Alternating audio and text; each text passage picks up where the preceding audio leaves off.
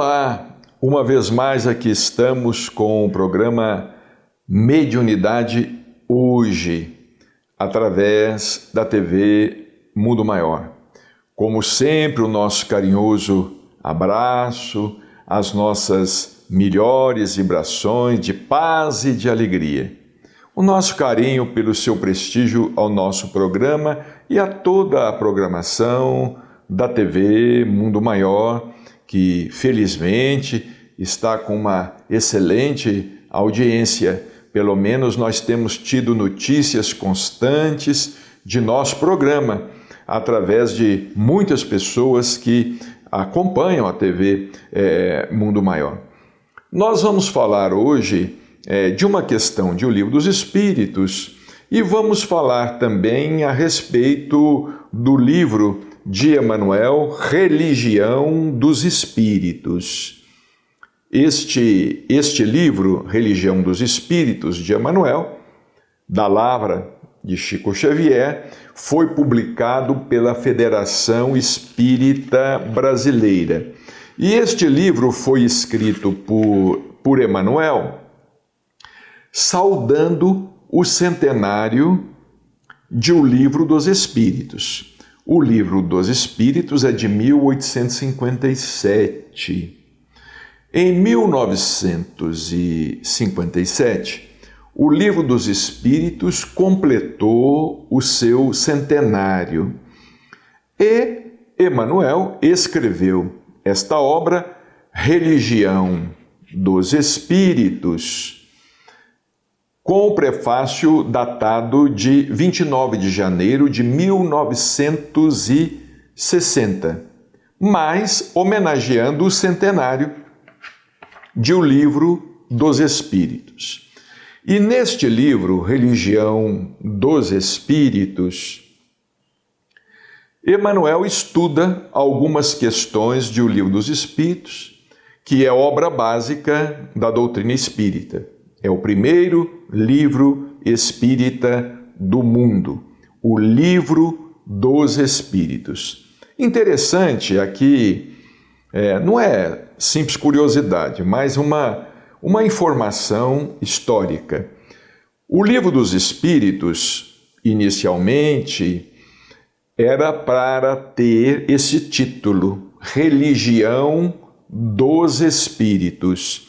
Segundo um dos maiores historiadores do Espiritismo, Dr. Canuto Abreu, o Dr. Canuto Abreu, ele tem um livro muito interessante, O Livro dos Espíritos, Sua Tradição Histórica e Lendária. Seria interessante que vocês procurassem, os nossos irmãos e as nossas irmãs, procurassem adquirir esse livro do Dr. Canuto. Não sei se em algum sebo, não sei se em alguma distribuidora. Trata-se de um livro muito importante para os estudiosos. Ele conta a história da publicação de O Livro dos Espíritos. O livro se intitula O Livro dos Espíritos, Sua Tradição Histórica e Lendária. Então, o Livro dos Espíritos, inicialmente, era para que tivesse esse título. É o que o Dr. Canuto nos informa. Ele foi um grande pesquisador e ele esteve na França diversas vezes. Ele pôde adquirir, pôde ter acesso a diversos documentos, a diversos manuscritos de Allan Kardec. E o Livro dos Espíritos era para se chamar Religião dos Espíritos. Finalmente, quando foi para editar a obra, certamente sob a inspiração dos Espíritos, Kardec mudou o título, O Livro dos Espíritos, porque o título religião, naquela época, no século XIX, traria um confronto muito grande com a Igreja Católica, não é? O título Religião dos Espíritos traria um confronto e talvez o livro nem pudesse ser publicado, porque precisava, para ser publicado, precisava do imprimatur, não é? O chamado imprimatur. Imprima-se a autorização para que o livro fosse impresso. Mas neste livro, por exemplo, aqui no capítulo, vejamos aqui, neste capítulo intitulado Suicídio. Na atualidade, infelizmente, nós estamos aí enfrentando o flagelo do suicídio. Nós temos aí acompanhado pela imprensa, temos acompanhado diversos noticiários. Infelizmente, os índices de suicídio andam crescendo, não é? E vamos dizer assim, crescendo muito é força de expressão, porque nem deveriam existir, não deveriam crescer. Suicídio não deveria existir, não é? Não deveria realmente crescer. Mas nesta página intitulada Suicídio, Allan Kardec ele estuda este tema do suicídio em O Livro dos Espíritos na questão 957. E Emmanuel, meditando sobre a questão 957, escreveu esta página, Suicídio. Vejamos bem, na reunião de 3 de julho de 1959. Vejamos inicialmente o que nos diz o Livro dos Espíritos, aqui na questão 957. Allan Kardec, já preocupado com esse assunto, que realmente é um problema sério, é um problema grave, infelizmente, extremamente lamentável. Allan Kardec, aqui ele pergunta: quais são, em geral, as consequências do suicídio sobre o estado do espírito? Ele pergunta sobre as consequências do suicídio. Os espíritos responderam: as consequências do suicídio são as mais diversas. Não há penalidades fixadas. Vejamos bem, é bom entendermos isso. Não há penalidades fixadas.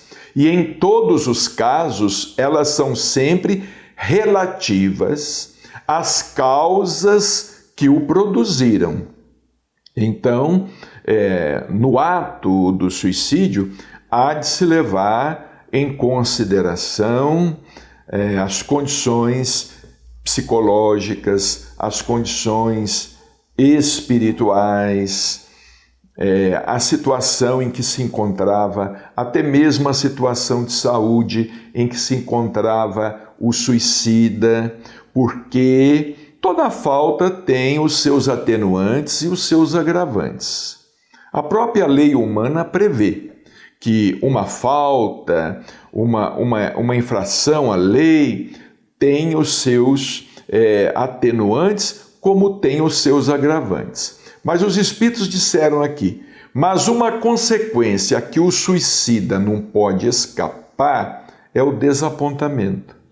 Por que é o desapontamento? Porque ele não coloca ponto final na vida. A vida não termina. A vida não cessa. Nós somos imortais.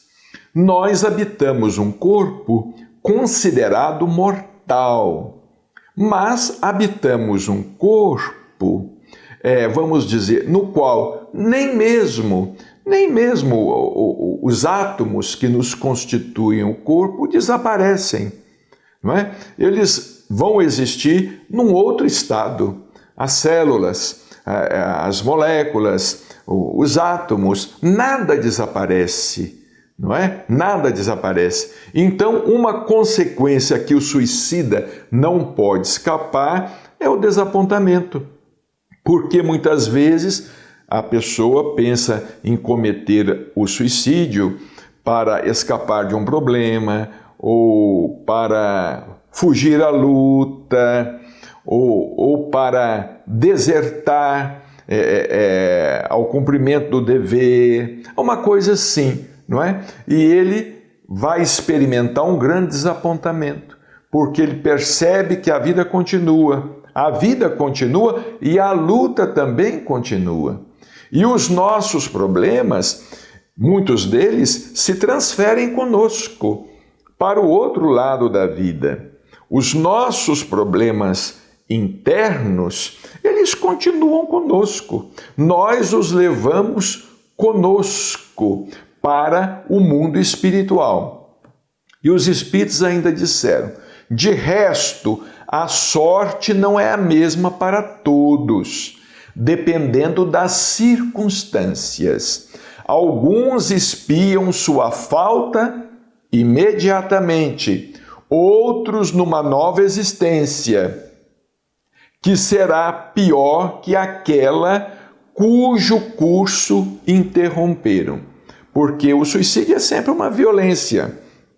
Não é? Aquele que se suicida, por exemplo, é por enforcamento, ou pelo disparo de um projétil, ou utilizando uma lâmina, não é? A chamada arma branca, ou aquele que se atira nas águas de um rio, ou de uma grande altura, ou se atira diante das rodas de um caminhão, ele vai lesar o seu corpo espiritual, não é? Haverá uma repercussão, porque corpo perispiritual e corpo físico, eles agem e reagem constantemente um sobre o outro. Nós não podemos imaginar isso, o que é feito ao corpo físico é feito só ao corpo físico, ou o que é feito ao perispírito é feito só ao perispírito, em absoluto. Existe a repercussão. O que nós fazemos ao corpo físico, nós podemos estar fazendo ao corpo espiritual. E o que fazemos ao corpo espiritual, nós podemos estar fazendo ao corpo físico. Então, como os espíritos disseram, existem as consequências. E essas consequências são muito difíceis. Voltaremos logo no segundo bloco.